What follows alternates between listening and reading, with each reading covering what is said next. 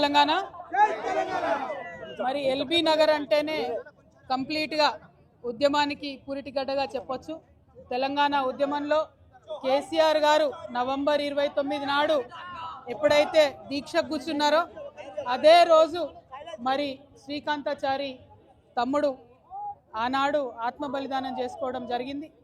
ఆ తర్వాత హాస్పిటల్లో ఉంచి తమ్ముడిని కాపాడుకునే ప్రయత్నం ఎంత చేసినా కూడా అది సాధ్యపడక డిసెంబర్ 3వ తారీఖు నాడు మరి తను ప్రాణాలు వదిలిన విషయం కూడా మనందరికీ తెలిసిందే.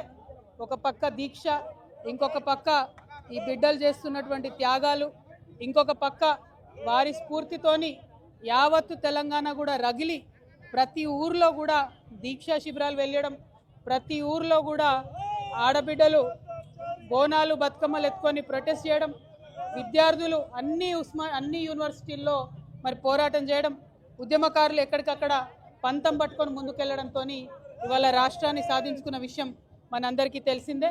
మరి శ్రీకాంతాచారి త్యాగాన్ని మాటల్లో కొలవలేము, అట్లని ఏమని మరి శ్రీకాంతాచారి త్యాగాన్ని కొలవాలో కూడా తెలియనటువంటి పరిస్థితి. శ్రీకాంతాచారి లాగా ఇంకా 1200 మంది బిడ్డలు కూడా అసూలు బాసినటువంటి విషయం మీ అందరికీ తెలిసిందే. మరి ఇవాళ వారి త్యాగాల పునాదుల మీద రాష్ట్రం ఏర్పాటైంది. ఏర్పాటైన రాష్ట్రంలో ఆనాడున్న బీఆర్ఎస్ గవర్నమెంట్ మరి కొంతమందికి న్యాయం చేసింది, ఇంకా న్యాయం చేయాల్సిన వాళ్ళు ఎంతోమంది ఉన్నారు. ఆనాడు ఉద్యమంలో ఉన్నటువంటి అనేక మందిని మరి గౌరవించుకోవాల్సినటువంటి అవసరం ఉన్నది, ఉద్యమకారులను ఆదుకోవాల్సినటువంటి అవసరం ఉన్నది.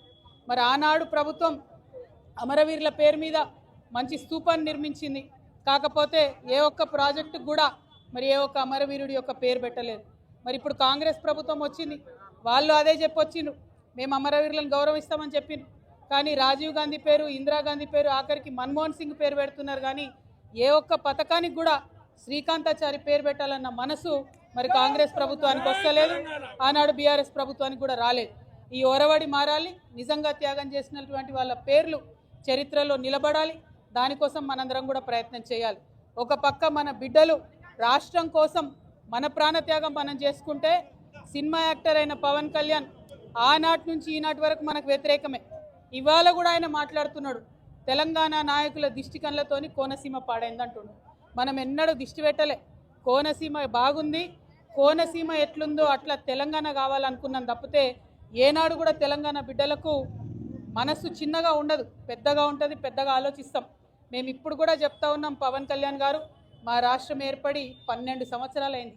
ఈ 12 సంవత్సరాల్లో మేము ఎప్పుడు కూడా ఒకటే మాట అన్నాం, జై తెలంగాణ జై ఆంధ్ర అన్నాం. తెలంగాణ ఎంత బాగుందో ఆంధ్ర కూడా బాగుండాలన్నాం. నేను ప్రత్యేకంగా లోక్సభలో నిలబడి ఆంధ్రకు ప్రత్యేక హోదా కూడా ఇవ్వాలని అడిగిన. మేము తెలంగాణ వాళ్ళం ఎప్పుడు కూడా పక్కోంది గుంజుకోవాలని చూడం, పక్కోడు బాగుంటే మా కళ్ళు మండయి, మేం బాగుండాలని కోరుకుంటాం తప్పితే పక్కవాడు చెడిపోవడాలని ఎప్పుడు కోరుకోలేదు. మా ఉద్యమంలో ఒకవేళ మేము అట్లా కోరుకున్నట్టయితే ఉద్యమ స్వరూపం వేరేలాగుండే. మా బిడ్డలు ఆత్మ బలిదానాలు చేసుకున్నారు తప్పితే ఒక్క పరాయి రాష్ట్రం వాడి వ్యక్తి మీద కూడా చెయ్యి ఎత్తలేదు మేము ఎప్పుడు కూడా. ఆ విషయాన్ని దయచేసి పవన్ కళ్యాణ్ గారు గుర్తుపెట్టుకోవాలి. ఆనాడంటే మీరు సినిమా యాక్టర్ ఏమన్నా నడిచింది, ఇవాళ మీరు డిప్యూటీ చీఫ్ మినిస్టర్, మీరు ఆంధ్రప్రదేశ్ యొక్క ప్రజలను దేశవ్యాప్తంగా రిప్రజెంట్ చేస్తారు. మీరు మాట్లాడే మాటలు కూడా మీ ప్రజలకు ఆపాదిస్తారు. కాబట్టి జాగ్రత్తగా మీరు ఆలోచన చేసి మాట్లాడాలని నేను పవన్ కళ్యాణ్ గారిని కోరుతున్నాను.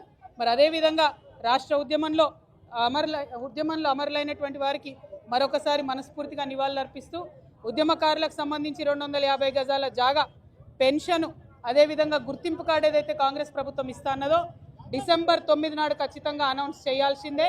చేయకపోతే మాత్రం ఉద్యమకారులందరం కూడా గవర్నమెంట్ భూములు చూసుకుంటాం, జాగృతి జెండాలు వాత్తాం, భూ పోరాటాలకు ముందుకెళ్తామని చెప్పి తెలియజేస్తూ సెలవు తీసుకుంటున్నాను. జై తెలంగాణ, జై తెలంగాణ.